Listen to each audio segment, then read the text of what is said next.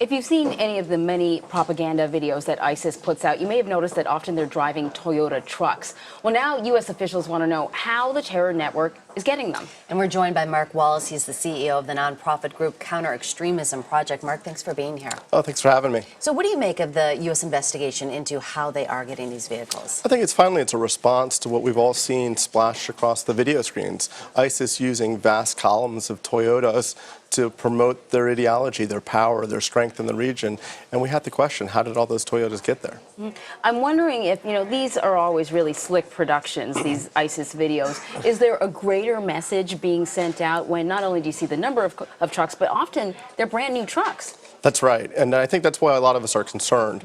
And remember, ISIS conveys its power and its propaganda through a variety of means. We've seen brutal videos online that have horrified many of us, but those are recruitment videos. And when they show these columns of new Toyotas, military equipment, it's all designed to spread their ideology, to promote, propagandize, recruit, and even fundraise. Yeah. So Toyota has said that they have a strict policy to not sell vehicles to potential purchasers who may use or modify them for paramilitary or terrorist activities. They go on to say it is impossible for any automaker to control indirect or illegal channels through which our vehicles could be misappropriated, stolen, or resold. So what do you make of their response? Well, look, I don't think anyone believes that Toyota is trying to intentionally support ISIS, and I don't believe that. But what we can say is perhaps that policy is inadequate right now, because you're seeing vast columns of new Toyotas, and something has gone awry here. Certainly there might be some theft. Certainly there might be middlemen, as we talked about, buying these Toyotas. But large numbers, and their sales have increased by their own numbers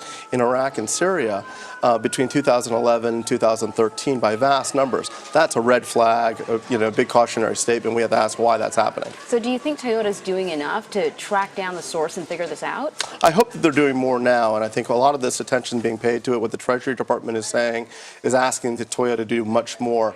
And one of the reasons why we asked Toyota to look into this, about 6 months ago.